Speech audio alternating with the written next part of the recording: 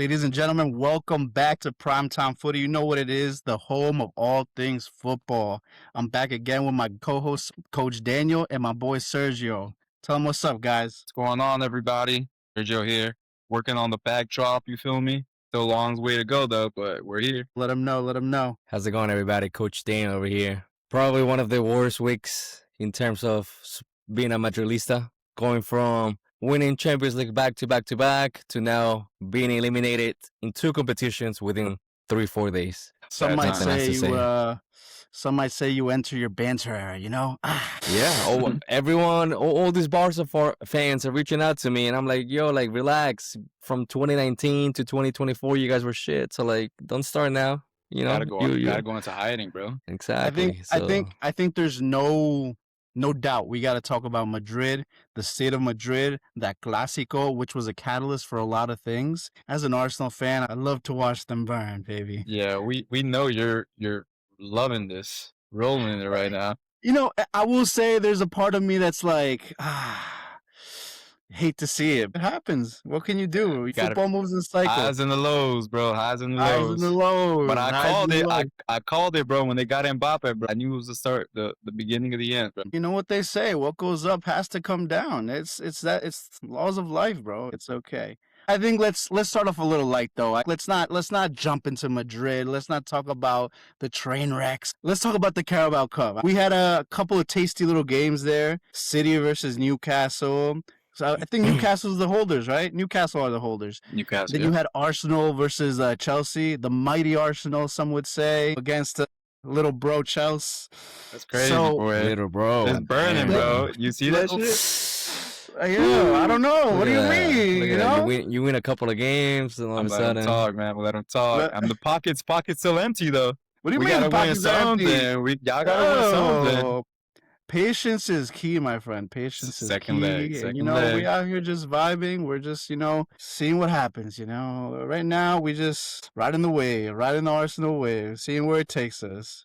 I know where it usually takes me. We'll see if that's different this year. Coach Daniel, talk to me about Newcastle versus City. Did you see anything different? Did it go as you expected? It just, I don't know, like, Newcastle needs to make up their mind because they have 2 great strikers, Wisa and Waltermaid. Can't pronounce it again. The German dude, the 6'7" German dude. So it's funny, like, when Wisa was on the field, Newcastle were sending so many boxes inside the box. When he came off and put a 6'7" dude, they decided to play like off feet to his feet and try to bounce the ball back and do combo plays. Like, Wisa should be doing that, and Walter, the other dude, should be going for the crosses. I get it, you know, their system is a 4-3-3, but like, it's time for the coach to maybe find a system where both of them can play. Because Wisa, he wasn't a center forward from Brentford, if I'm not mistaken. Like, he was kind of like off the wing, kind of like a Cunha, kind of like who else does that? Like a Joao Pedro, who, you know,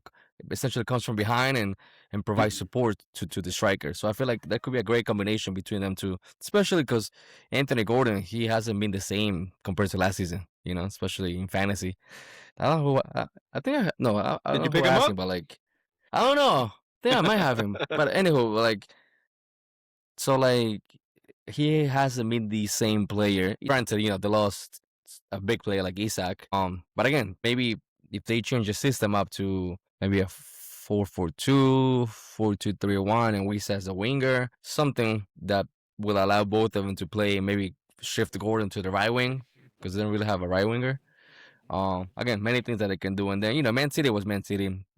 Great possession, moving the ball around, Cherky doing his tricks, doing his magic. I still don't know if he's a lefty or a righty. I'm trying to figure that out.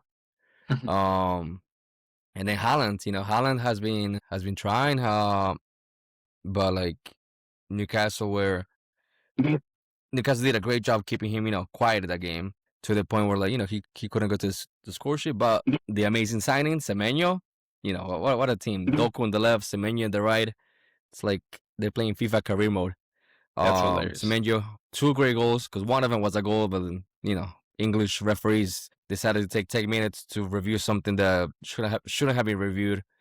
But luckily, Cherky was able to score a goal in the last seconds of the game and gave City the lead to go back home and hopefully he will take them to the final. Serge, what were your general thoughts on the game? I mean, I don't know if you watched it, but maybe some highlights, something that I think all in all, my general overview was I honestly thought Newcastle would show out a lot more. I'm not sure if them starting with Wiesa was the right decision. I just honestly thought that Newcastle would do a lot better just because they're playing at home. At St. James is always a hassle, and they always come back from the dead. It seems like all the time. And also with that new center back pairing from Man City, they lost Diaz, they lost um, Gavardio. Guardiola. Yeah, like it's.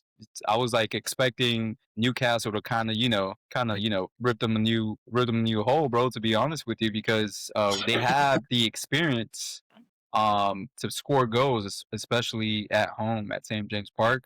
But that wasn't the case. I'm pretty surprised that Semenyo is getting all these minutes under Pep Guardiola team that normally takes some time to kind of mesh new players and kind of bring them into the system. But yeah, he is the real deal, bro. He is. I mean, we all knew that what he brings to the table, but sometimes you don't know what to expect, especially if there's like a big fall off with these players coming from lower teams, mid table teams. But Semenyo's showing that he is that class act and he is a problem going forward. But kudos to Man City. There still is a second leg, but I don't see how the Geordies come through going over to the Etihad. I'm gonna agree with you that I was a little surprised at the performance from Newcastle. I just don't expect at in-home Newcastle to perform like that. I think when you're talking, I think we spoke about it last week on the podcast. Like, that's a tough place to go to, and for City to play the ball that they wanted to play as if they were home, a little surprising to me, I will say. I do think, in my opinion, starting Wiesa was a mistake. He offers a little bit more than the 6'6" German, but I don't think it's working for him so far. He's not kicking on.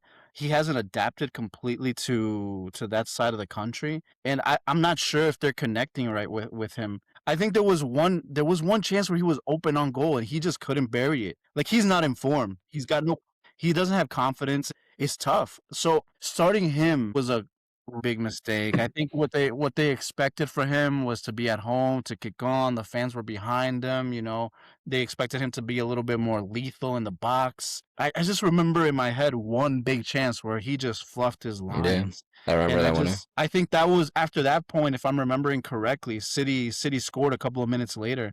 And I think you scoring first against City kind of changes the tie a little bit. And I'll tell you why. Because the moment that you score on City first, especially in this controversial season where they're dropping players because of injuries, then you start to have question marks. Do we have the right back line to like get us over the line? And then the crowd gets on top of them. And then once the crowd gets on top of them at St. James's Park, I think it would have been a totally different game.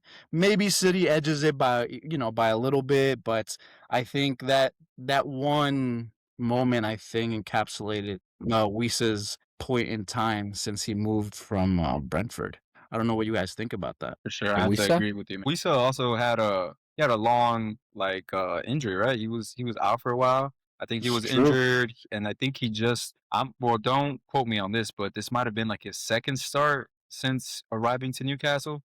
I'm not too sure on that, but I don't feel like I've seen him getting a lot of minutes with Newcastle. I know it's gradually been getting more and more, but it might take some time. But from what we saw, especially with the back line that Newcastle put out there, not Newcastle, Manchester City put out there, yeah, it didn't seem too bright.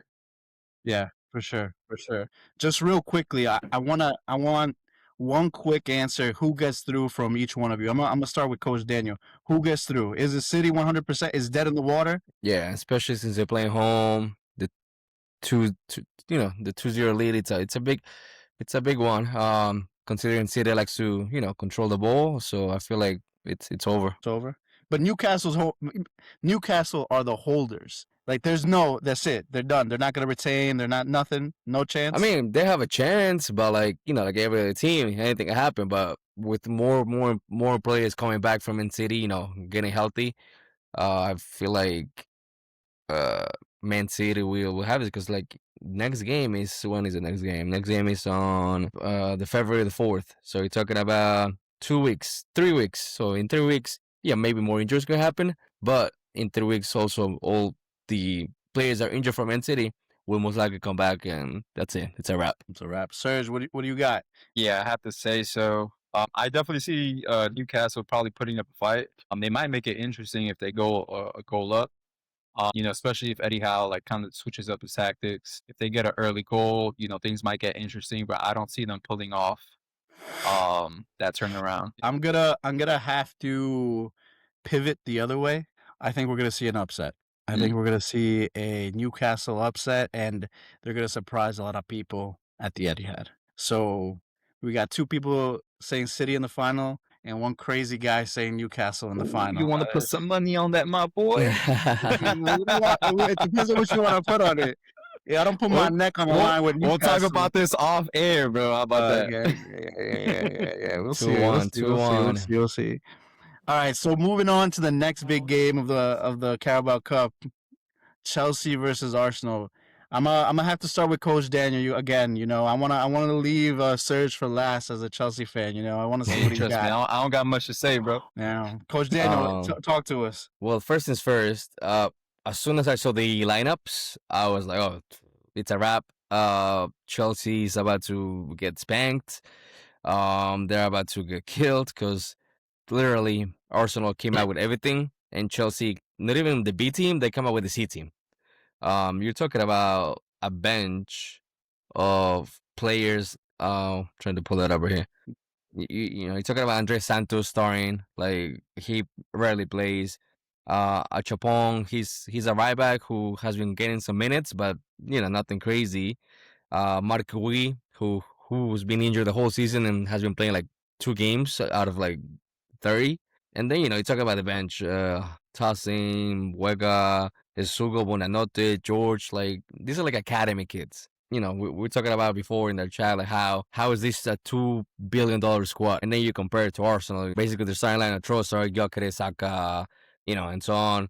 And then talk about the bench. Tinelli came on, Merino, Gabriel Jesus, Havertz, Eze, and Madueke didn't even play. Gampier is also out. Dauman is also out, and Califiore. Talk about depth. Like Arsenal literally made 3 teams this season, and I expected them to really I guess in other words, punish City. But to be fair, I don't know why didn't they? Gyökeres finally showed up in the score sheet. Nice tapping goals, but hey, he's at number 9. That's where he's supposed to be. They're finally fitting him good crosses, good services. That was a great ball by Ben White. A great overlap to Saka. Timber doesn't do it as much. Timber likes to go towards like the center. He likes to combine with Saka and do 2v1, but in the half space, not on the wing. And that's classic number 2, a classic right back like Ben White. Perfect run, perfect execution, and gave the lead to Arsenal.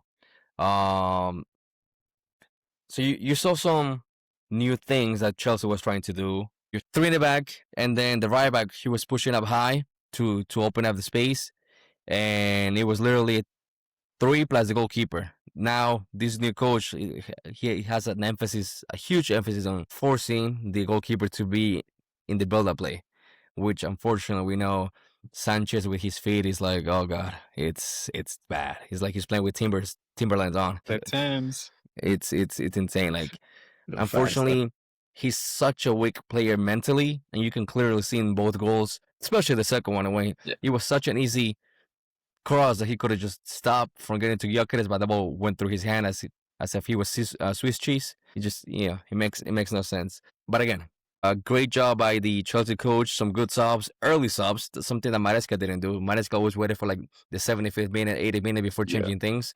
Almighty Garnacho came on, and for me, they were like the 2 best lucky goals I've seen. Because like they were good goals, but at the same time, how did both shots went in when there were like so many people in front of him?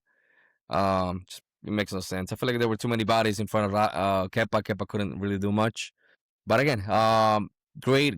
I think it's a great result by Chelsea. 3-2. They're still in the game. They're gonna have key players back like James, Caicedo, Delap plus I'm trying to see who else will be back. Palmer. Yeah, those 3 players. And again, this game will be in 2-3 weeks, so plenty of time for the players that are still injured to come back. And Arsenal too. Hincapié might be back. Calafiore might be back. So again, Malagusta, another one. Great result for Chelsea. And lastly, the coach, new coach. Let's see what else he can bring to the table. But great result for Chelsea. I'm gonna give a little bit of my my thoughts on the game. I definitely agree with Daniel in the sense that why did we not kill off the game? Chelsea were there for the taking, and I would have expected, based off of what I saw, it would have been 5-0. And I know it sounds ridiculous, but if you watch the game, it was no joke. Like they were on the ropes for about 75% of that game. And I think shame on Arsenal for not capitalizing on that and now going to the Emirates with, yeah, they have a 1-goal lead, and I think we should be happy. I think overall I am happy, right? Because we have a little bit of a lead. But if you told me at the beginning of the game that, all right, you're gonna win by 1-0, I would have been like, 1-0? What are you talking about? 1-0? Like I'm here to put some paint on these guys. It looks to me like we're gonna go through easily. I think you're coming to the Emirates. I think it'll be cagey beyond belief, but I think we will get through, and hopefully we do have some defensive solidity back. It would be nice to have any of our left backs instead of relying on Timber to be in left back. That was tough to watch. He usually does well, you know. It's crazy how the downfall of Miles Lewis-Skelly has been within the last year. It's incredible. He was number 1 all last season, and I guess Calafiore was his first year in England, so he was adapting, so I get it. It's just been wild to see. But overall, I would have expected us to be a little bit more dominant and have a bigger margin, a nice cushion, and then we could have even rested players, to be honest with you. I think it was a missed opportunity by us. I will say credit to Chelsea because low key, you know, they made something happen out of nothing. Those 2 goals were pure like scruff of the neck. Let's grab it. Let's see what we could do. What I really liked from Chelsea, like that looked really dynamic, was Estevao. Estevao looked nasty at some points in the game. And you know what? The kid's 18 and he was I felt like the most capable of doing something to get the team back on a level playing field, which I mean is amazing for Chelsea down the line. Like Coach Daniel said, the next game there will be a lot of players back, hopefully. So it's better game for the neutral, more evenly matched.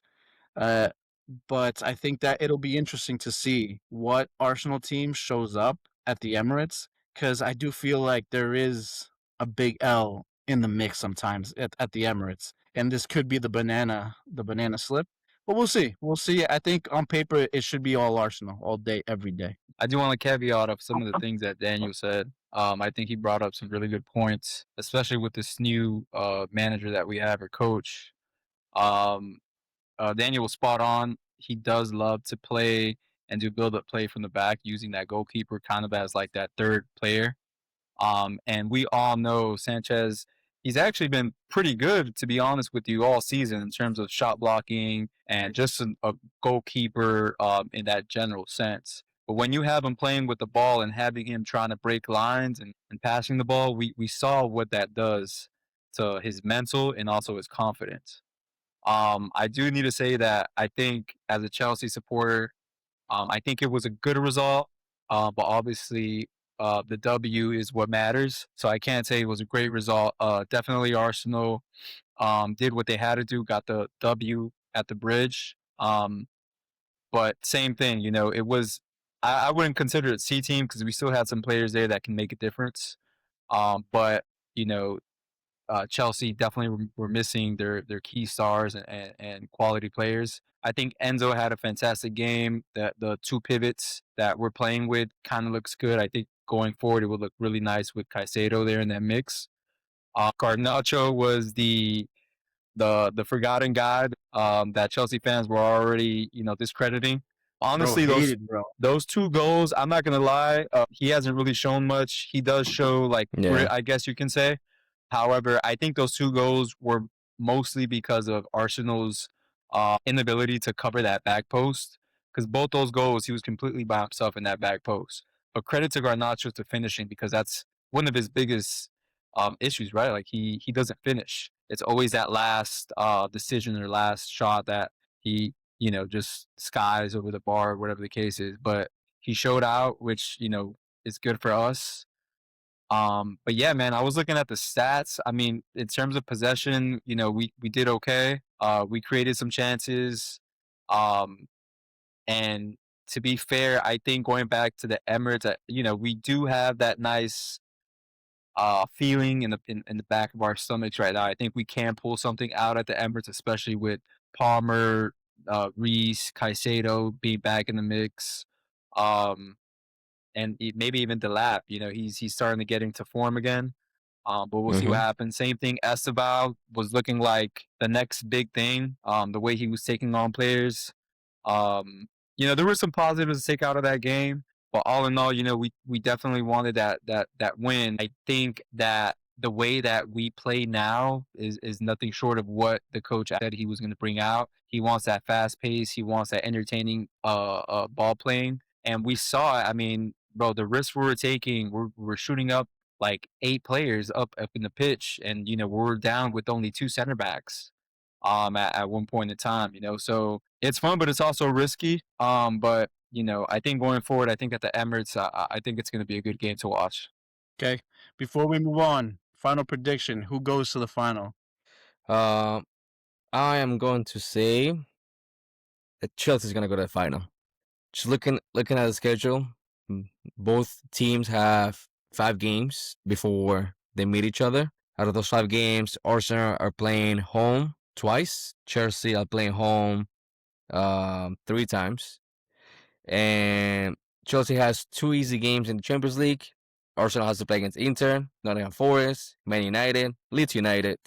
So on paper, some of those things may seem easy, but those 3 teams can easily challenge Arsenal and essentially make them, tire, cause some injuries. Who knows? They do have the depth, Arsenal, but I feel like that will give. By then, the Chelsea coach will have time to really see his team. We'll have a month 3 weeks to train, to practice, to bring his ideas on the table, on the players' heads.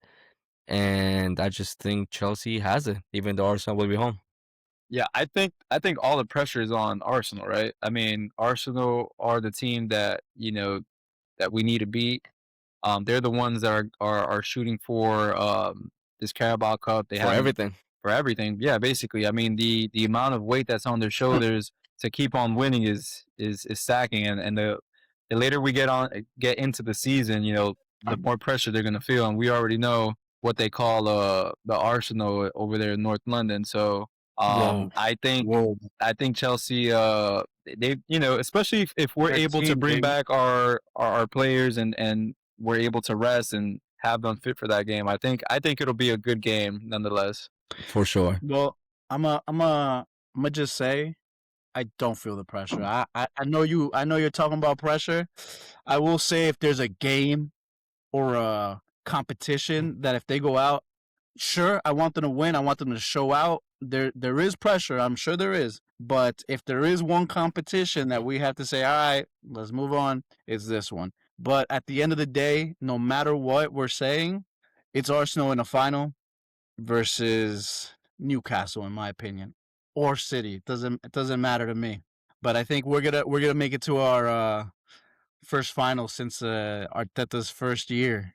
Yeah. All right, guys. Let's transition a little bit to talking about something else. Transfer window. As you can see, we've had a movement in the windows. What do you guys feel about the state of the transfer window right now? What's looking like really good key signings? I think we know some of the obvious ones, but talk to us. Um. So like you were mentioned before, Semenyo, Conor Gallagher, Paquetá might be leaving and going to Flamengo. Some All some day. might say that he's looking to escape some Legal issues. possible persecution towards him, punishment. So Allegedly, he's allegedly. So he's yeah. saying we don't wanna be those guys. on my way to Brazil, Brasileirão. He's going to CARABAO. And then there are some teams that need to buy players, but essentially, the rumors here, rumors there, but on the table, there's not much concrete. I guess what's his Tottenham? They bought Gallagher, and they're trying to buy another player from Brazil. Forget his name. Oh, is it left back, right? Santos? Yeah, something like that. So it'll be interesting to see, if they actually are able to pull through and get him. I think he's like 15 million pounds or 20. They do need a left back because Spence has been great, but he can only do so much, and yeah, I feel like that's basically transfer. It's who been was a the left pretty back wide before Spence? transfer. The Italian Ugodi. Oh, Ugodi. He had Yeah, an amazing he's always season, hurt. but then yeah. But yeah, I feel like it's been a quiet transfer window so far. How do you guys feel about the rule change to the Carabao Cup? Before, Semenyo would have been cup tied, and he wouldn't have been able to play against Newcastle. But obviously, the rules change. Football evolves, and essentially, that's why he was able to play the other night. How do you guys feel about that? I just feel like because there's so many games going on, so many fixtures, condensed schedule, you need those extra players to come in and help you, get over the line and reach a final, semifinal. But I do see the other side of the coin where like this only benefits the teams that have money, the ones that kind of go out and buy top players because West Ham, Brighton, they kind of really go out there and just spend the money, so they can't take advantage of this new rule. Yeah, I think for a team like that, they have to sell to buy. You know what I mean? Yeah. I've heard rumors that they're gearing up for. I think what they want to do is Paqueta. They sell Paqueta, but he comes back on loan to finish off the season. Yeah. Which is makes sense. Another crazy rumor that I've heard is that with Conor Gallagher coming back in, they're trying to prepare for a Pochettino comeback obviously after the World Cup for all your To USA Tottenham? fans. Yeah, what happened? No, yeah, to back to the Spurs, Back to Spurs. So I heard that there's some bubbling rumors out there that Poch, interesting. if he doesn't do well in the World Cup, he could just get come Which he back to. won't. That's interesting. Yeah, I mean that could be a whole separate podcast, bro. The World Cup. I mean, goddamn. Yeah, I don't see that. We Poch. got time for that. I We ain't don't got time for that. We ain't got time for that. We got. No, we so got things to do, right? I said we got time for that. Like we got many months okay. to talk about that. Yeah, I'm sure Pochettino's already looking for a way out, boy. I already know that. Let me tell you, if Poch comes back to Tottenham, even as an Arsenal fan, I'd be excited, bro. I would love to see him back at Tottenham. For sure. In my opinion, you don't treat managers that give you that line of success that way. I think what Poch gave to Tottenham is a watered down version of what Wenger gave to Arsenal. You know what I mean? They didn't win anything. We know they didn't win anything, but I feel under his regime, they accomplished so many more off the field things. I mean, even from the stadium, I feel like, there were so many positives that they had, so many young players coming through that I felt the profile of player that he was bringing in, I thought was powerful also. So for me, for the league, as a neutral, it would be exciting to see Poch back. Don't know if that's possible. I don't know if that's a crazy rumor. Who knows what the You heard it here first. Primetime footy. There you go. Footy. I think I wanted to mention one transfer that I'm kind of excited about. Pascal Gross. He's coming back to Brighton. I think he's on a $2 million fee. I think he comes back and he brings a little bit of solidity to that team.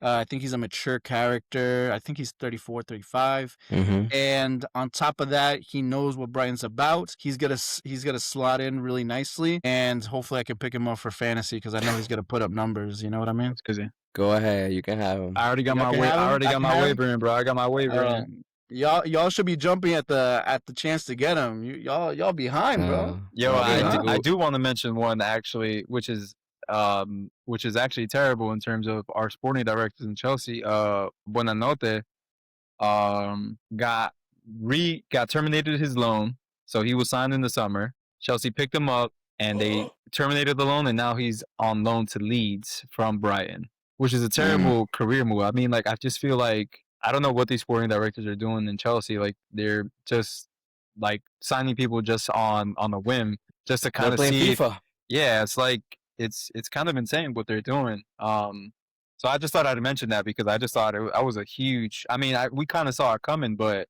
it's just insane how they're just signing in one window and then just doing something completely different than the others. Like it shows no direction. It shows like no structure. It's just kind of insane. I will say that's always been Chelsea though. I think I don't know. Maybe that what was different from before when they used to ship out It's kids, gotten worse. to go all over Europe to go play. There's no difference to me, bro. I don't know. I don't know. It's gotten worse. Crazy. Another one that we could talk about was Crystal Palace got Brennan Johnson in. I think that's a nice little pickup for Crystal Palace, and I think yeah. they need as many reinforcements as they can get. I know they got a couple of other players. I don't want to pretend like I know who they are. So, but Brennan Johnson, I think, is a really solid pickup for them, and I think hopefully he gets some playing time for them. Agreed. Yeah. I think maybe some notable departures. Do we have any notable departures? No, right? Not really. Just Paquetá, that's it. Paquetá, Semenyo leaving Bournemouth. I mean, it's a good time to play Bournemouth. I'll tell you that. Whoever's got them next, it's a good time to play them. So They lost everybody. It's they insane. lost. They really have. Yeah, but you know what? That manager is he makes moves either way. Yeah. You'll know when you face Bournemouth, you're gonna get a game at least. He's made them kind of like resolute. I mean, they're still a tough team I think to play. I mean, but that's the Prem, right? Okay, Yes, sir. let's talk game week 22. I think we'll keep it light. We're gonna talk about maybe a couple of games. I'm gonna show you guys what the schedule looks like, so you guys can peep and make your.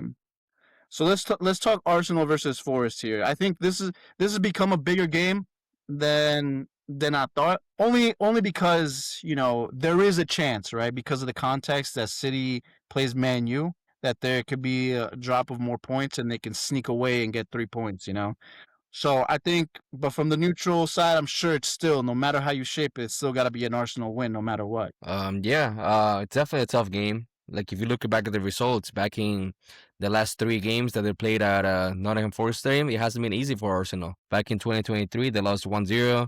24, Arsenal barely won 2-1, and last season Arsenal tied 0-0 with them. And that game was like, I remember, I didn't watch the game, but I remember the post game press conference and what the fans were saying, that it was a pathetic result. There were no ideas. The team was really, really flat.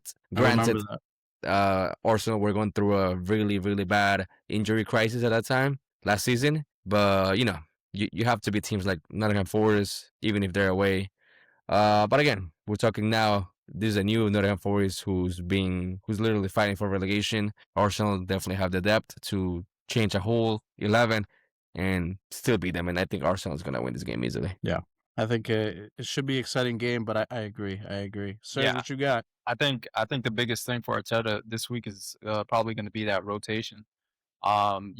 He's definitely gonna have to rotate, kind of give some of his starting 11 definitely some rest, which I think would probably make for a good match. Or it could make up for the rotating players to kind of show what they have, and it can go either way. I think Jesus should probably start this game. Havertz, as might start. I think there's we're all saying that is there. And it can either go in their favor or not, depending on Nottingham Forest comes out. But I think Nottingham Forest is playing for everything, while Arsenal is just trying to keep up and trying to maintain and steer the ship clear, to kind of have that gap as wide as it can. Yo, so you guys tell me, when does the whole bottle thing happen for you guys? Like, where do you see that happening? Where does Arsenal start to bottle the league for you guys? There's no banana slip ever? Well, this might be a good week where they might slip up depending on what that starting 11 looks like. Because of that rotation? Because of that rotation, I think might play a part. And now that these games are getting thicker and they're coming fast, I think we're gonna see what they're really made of with all these cups.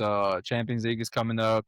FA Cup rounds are now coming in, and with the Carabao Cup. So we'll see what happens. Excited. All right, let's get to the game of the weekend. At least in my opinion, this is the game of the weekend. Manchester United versus Manchester City. Derby time, baby. Derby time. Derby. That's an early boy. Nice and early, 7:30 a.m. I don't know who chose that time, but they said, America, get up. Not all about America. We know. For all the I'll haters be out up there. anyways, but still, goddamn. Yeah, now, what do you guys think? I mean, I think, let me give my opinions first. I think the way City's been playing, it's hard to see anything but City. But for some reason, there's always something in the air when these two meet. I think let's look at the last couple of fixtures. I think these are them, right? So September it was 3-0 City. In April it was 0-0. In December it was 2-1 United. Is there a chance? Is there a chance that we see a slip up here? I mean, it's possible. You know, it will be the first game for Michael Carrick, the new interim Manchester United coach, the old legendary center mid, who I really liked. He was a great center mid. He did his job, stay quiet, and kept to Solid. himself. You know, solid player to have. So, you know, it's always, they always say, like, when a new coach starts, they always win a game, except for Arabella.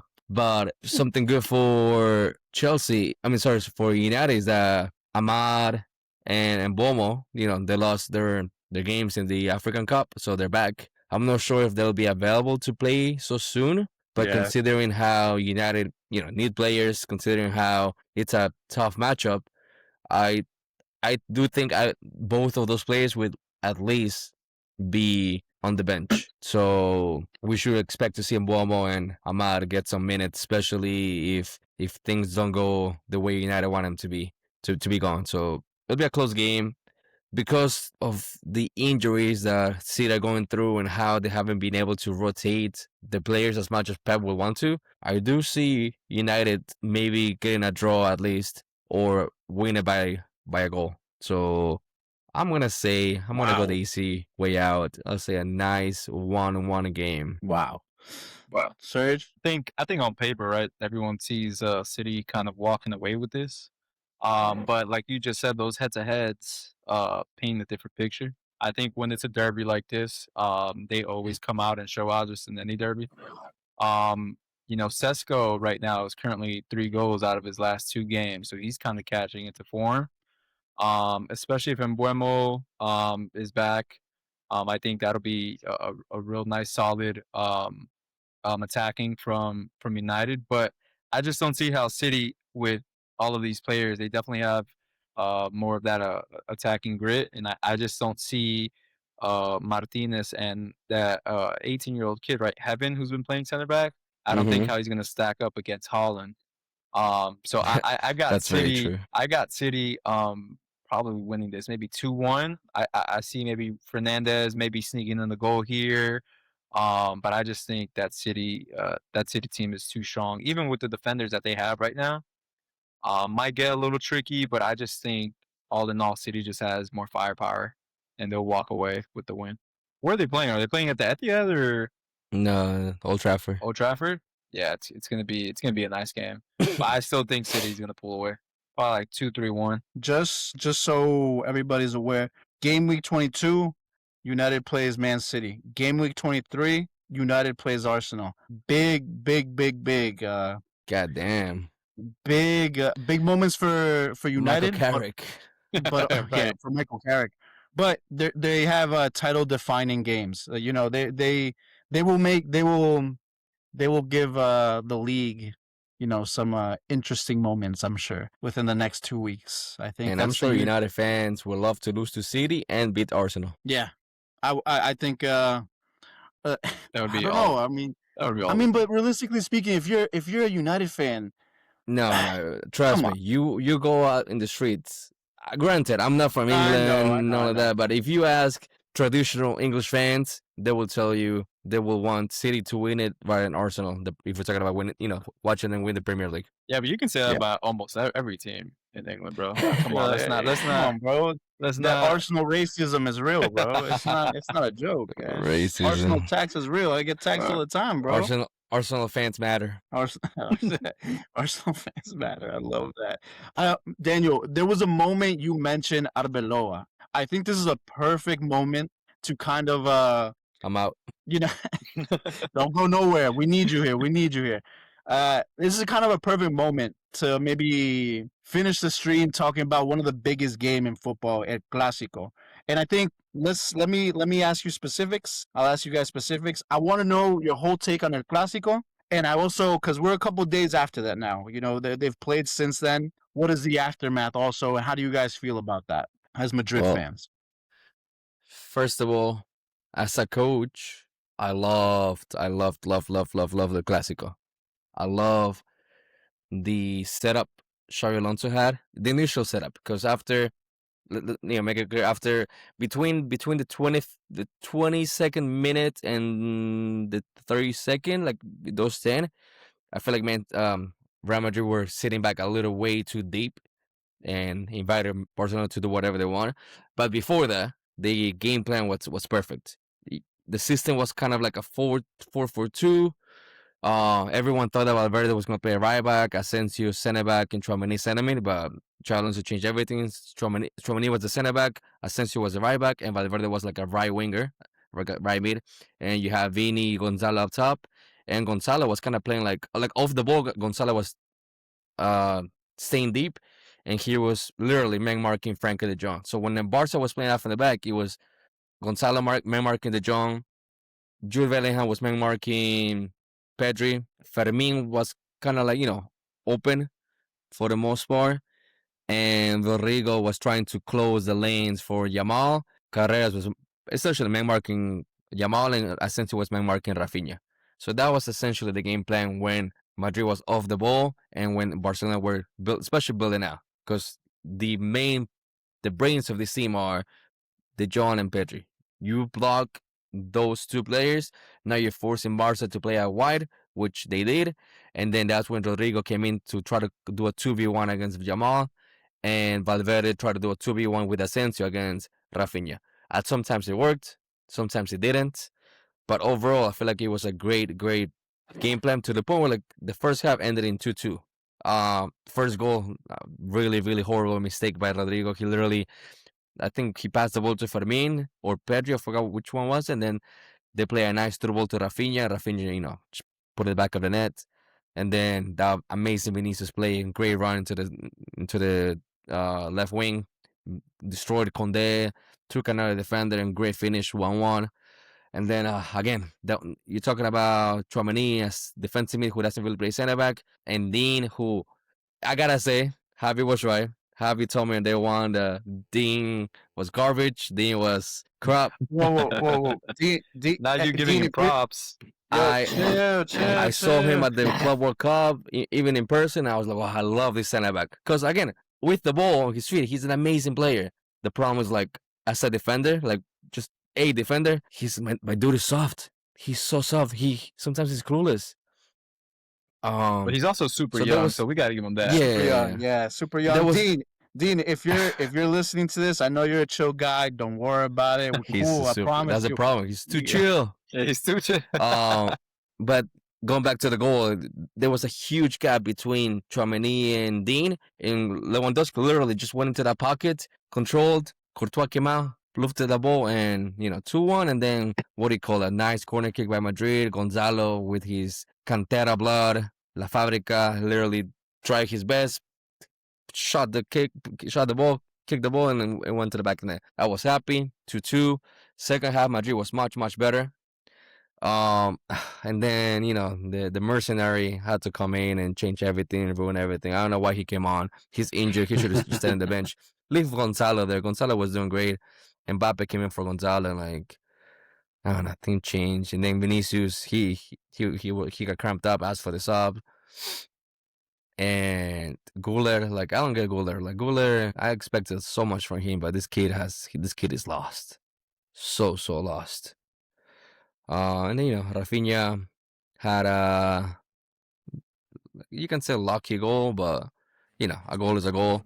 Rafinha, for me, Rafinha is the player for Barcelona. Without Rafinha, there's no Barcelona. Don't talk about Yamal. Pedri, yes, great, but Rafinha wins you the games. Lamine Yamal, he was just literally dancing with Carreras on the right wing. That's it. That's all he did. And yeah, 2-2. And then, unfortunately, they gave Xabi Alonso the Maduro treatment. And, Cortinas, bro. Sent to the gulag. and that's it. It's the gulag. Yo, but let's just pause there for a second because obviously there's a lot that's happened. I do want to talk about it because it's so important. Was it the right choice? Was it the right decision for either, whether it was him that walked away, whether it was Madrid that fired him?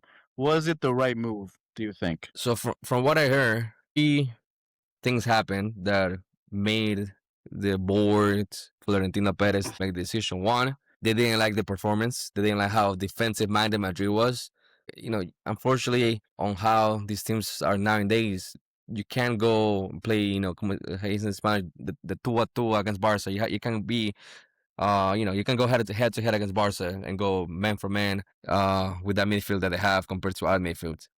So that's one, the way the team performed. Two, how you can clearly see in the video. Alonso and Asensio is telling the team, hey, let's go make a two lines so that way we can give the guard of honor to Barcelona players. And then you see the mercenary Mbappe be like, no, we're not doing that. Let's go, everybody. And everybody, like little ships, follow Mbappe. Xabi Alonso was like, bueno, okay, vámonos. And, you know, and then third, the results were, you know, going against him for the past month. Even though finally, I think that was, for me, that was his best game as a coach in Real Madrid, in the terms of like that the players listened to what he wanted to do and they applied it in the field. But you know, it wasn't enough. The board didn't like him, and everyone in Spain. You know, I listen to so many sports networks in Spain, Chiringuito, Diario Sport. I mean, Diario AS, Marca, and every single one of them were shocked that Xabi Alonso was, you know, was fired, and I just think the board made a really bad decision. You know, as we can see now with Arbeloa. If they wanted to fire him, they should have done it like a month ago when he lost that 2-0 game against Levante. But no. Now they should just kept him. You know.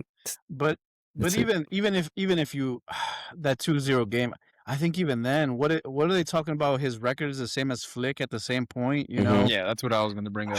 Off the first 34 games, he's lost and drawn and won the same amount of games as Flick has. I just think it was a terrible decision from the board.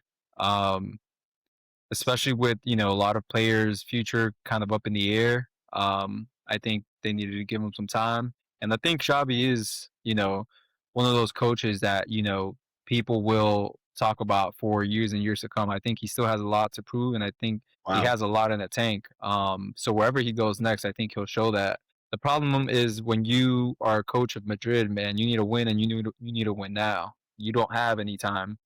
And you know, I think one of the last trophy that Madrid has lifted was a Champions League in 24 against Dortmund, and I just feel like that trophy drought hurts Florentino Perez's ego. So he, like I said, cortinas to Xabi. If Papa Perez was here right now, what would you say to Papa Perez about sacking Alonso? I tell him go sack Mbappe, bro, and sack Mbappe before everybody else, bro. So, get Mbappe out this club, bro.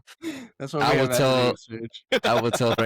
will tell Florentino Perez, I am relieving Madrid from 2004 to 2005 era. Galacticos were like, yes, we had amazing players on paper, but there was no foundation, there was no team, there was no chemistry, and literally it's like we're reliving the era. Yeah, that's the biggest thing in Madrid right now. Like, there's no leadership. I wouldn't be surprised if Florentino bounces after this season. Yeah, things are just going downhill. They're going downhill fast. Especially with this appointment of Arbeloa, especially after this last result. I don't know how. I mean, there's only one way up, right? Like, does it get any worse than this? How much worse can it get? You know? Oh, it did get worse. What you mean? Well, I'm saying after this last loss that he had. Trust can get worse. I don't know, bro. Trust. There you go. Yo, so Javi, do me a favor. You see, look at this team. Oh my God. I don't think we have the rights to put what Arbeloa said, but they asked him, if you could do a team selection again, would you pick the same players? And he said, yes, absolutely. I will 100% choose the same players because I believe this team was good enough to not only beat Albacete, but to beat any team in the world. How can you possibly say that you can beat any team in the world with this lineup? just for context for anybody that is just listening to us, we're staring at a screen of the Real Madrid lineup, and it goes Lunin in goal, Jimenez at right back, Asensio as right center back, Dean Huijsen as left center back, Garcia as left back, Gurler as left mid, Sestero as center mid, Valverde as right mid, but Mascherano as right forward, Garcia as a striker, and Vinicius Jr. as the left forward. And then look at it. Tell them the bench. This is the bench. Fran Gonzalez, Sergio Mestra, Martinez, and Ceballos. It's not that strong of a bench, to be honest with you. I mean, I just feel como like... dice Coach William, ni la mamá los conoce. Not even the mothers know those players. Yeah, yeah. I think what you get with Arbeloa, and he spoke about, you could see it real quickly. He feels that he has the best academy in the world in his hands. I would argue that that's one of the most wrong opinions I've ever heard in my life, to be honest with you. But you knew he was going to put some faith in youth. I think this is a game where I will say they should have been able to put any Madrid team out and still come away with the win. Well, that's what I'm saying. I'm looking at the starting 11. I'm like, how did they not beat this team, bro? I didn't watch this game because the Chelsea and Arsenal game I think was playing at the same time. But there's no way that this starting 11 doesn't beat this team right here, bro. Bro, like you put this lineup, yes, during cup games, but whenever your team is doing okay in the league, whenever there's stability, there's zero stability. He should have gone with literally maybe the same lineup as they did 3 or 4 days ago. Right. These type of games, you don't have the freedom to just lose. Exactly. Madrid is out in the round of 16. Round of 16 is wild, bro. Round of 16th is incredible. Have it. Click on Albacete, bro. Click on the name. Click on the name on Albacete. No, like on the team. The name of the team. Yeah, I'm going. Watch the recent results. Click on pictures. Yeah. No, Lord. Oh, Lord. Look at that. Wait, go back to, can you, yeah. It's a lot of red on here, guys. It's a lot of red. I will say. Look, the last, since December, 2 wins and then a loss, a draw, a tie. Look, click on table. So reference, they're in 17th place. They're fighting for relegation in the 2nd division of Spain, bro. We lost a team that's fighting for relegation in the 2nd division of España. Like, how does that make sense? Somebody got bought out, bro. Someone got bought out. Well, it's dark times. It's dark times to be a Madrid fan. I think that was, you know what it is? I agree with Daniel. Maybe you do play that lineup when you're winning and you're top of the league. But I think in a year where you're maybe not favorites to win the Champions or even La Liga, you have to go for the Copa. You got for the Copa, yeah. Especially as a Madrid, Madrid cannot go trophyless, bro. It's not, again, 2 years in a row. Forget about it. Heads are gonna roll. I think Papa Perez. If you're listening, Coach Daniel, look at the difference. Click. Typing Barcelona. Madrid is like 4 points off of 4 points. 4 points. But Javi, stop tapping Barca and look the lineup that they played today in their Copa del Rey game. Look at the difference. It's right. Oh yeah, Barcelona plays today, no? Right there. Look at the lineup. We got the lineup for anyone just listening. Starring goalkeeper: Garcia, Cubarsi, Kunde, Martin, Balde, Casado, Bernal, Olmo, Yamin Lamal, Ferran, Rashford. So out of the players that played 3 years ago in the final, the same goalkeeper: Kunde, Cubarsi, Balde, and Yamal. So 4 from the starting 11 in the final. The 2-3 years ago, 4 players, and then Martin came on, Olmo came on, Rashford came on, RANT came on that game. Like, come on. And look who came on. Ferdinand came on, Rafinha came on, Pedri came on, Lewandowski came on. Look at the difference. You can't be telling me, the players are tired. Barcelona players are tired too, and they came out with everything. And they barely won. They barely won. The Madrid players needed a mental rest, Daniel. It took a personal day. They took a mental day, pobrecitos. Pobrecitos, $20 million a year. Fuck out of here, bro. They needed a mental health day, bro. Yeah, it happens to the best of us. I'm just gonna say that, guys. PTO didn't roll over, bro. And Mbappe probably went to Bangkok. That's where he went. Yeah. All right, so let's finish off a little bit on a high note. I'm heated now. What is it gonna take for Madrid to turn the season around now? Is there turning the season on? What are the positives that we could take forward so that way we could transition into a better Madrid for the rest of the season? I honestly don't see any fucking. I don't see any North Star, no light in this Madrid system situation, bro. This shit looks like it's going downhill and downhill fast. I don't know if Arbeloa showed us anything. Is that he has long ways to go. He is not going to have control of that dressing room. The players are going to keep doing what they want to do. It currently right now is Mbappe's team, and whatever Mbappe says goes. Bro, I was asking you for positives, bro. What is this? Bro, there is no positives, man. Like, we are on the brink of not winning any trophies, and we're probably going to be dropping. Again. We're probably going to be dropping, bro, some spots. So I don't see how you can make it any better. I mean, what Daniel? Can you see any good Right hope? now, Madrid is like a blind person trying to cross Hampton Turnpike. There is no success in there. You're gonna get hit. You're gonna get run on. You're gonna get crushed. You're gonna get up. Another car is gonna come. You're gonna get up again. Another car. So Arbeloa is literally the dog trying to guide the blind man across the street, but that blind man has no senses whatsoever, like the players, and I just don't see like. I think the only good thing would just be like exits, right? Like exits, exactly, like players leaving. Now, I think that's the only good thing that we can see right now. Now everybody was blaming Xabi Alonso. Now we're gonna see which players are to blame on. Like I was telling in the chat, like Alba, Rudiger. I know they won't sell Mbappe, but I wish they would sell Mbappe. But in real sense, Alaba, Tchouaméni, Rudiger, Mendy, they need to go. Even maybe Vinny might kick rocks too. Just so we can bring some money. Yeah. But only I would say only sell Vinny if you bring a top striker, because otherwise it won't make sense. Oh, I actually saw reports today, bro, that they're trying to get Haaland to go over to Madrid. I just don't see Haaland doing it. I don't know. Well, I don't even think it makes any sense. Like, unless you do like a swap, like you're gonna give up Mbappe for. I mean, how are you gonna play Mbappe? I mean, unless you put Mbappe on the left, right? But then it just becomes a clash of heads, right? Mbappe will never let that happen. But like, Salah, go ahead, Javi, go ahead. What if we do a Vinny Haaland swap? Depending who the new coach of Man City is. If he's Luis Enrique, I don't think Luis Enrique dislikes Vinny, but I don't think Vinny would like to play for Luis Enrique, because Luis Enrique, he will put him in his place. Yeah. I don't even see Vinny being great in the Prem. I just think the Prem is too much of a physical league for Vinny. No. With all the open space, Vinny's gonna kill it. I don't know. I think it's too physical for him. Guys, let's finish off. One sentence to summarize the state of Madrid. Shambolic, bro. One word. I don't know if I pronounced it correctly, but Armageddon. Armageddon? What is that? Armageddon, yeah.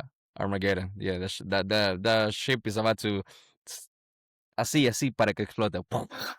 All right, guys, you heard it here first. We're officially in the Banter Real Madrid era. Guys, we'll be back for game week 22 to review all the games. But for now, guys, say your goodbyes. All right, y'all. Have a good week. Bye-bye, everybody. Hopefully, you guys have a better week than Madrid did. See you soon. Guys, stay blessed. Be good. We'll see you on the next one. Like, comment, subscribe, hype. We'll see you soon.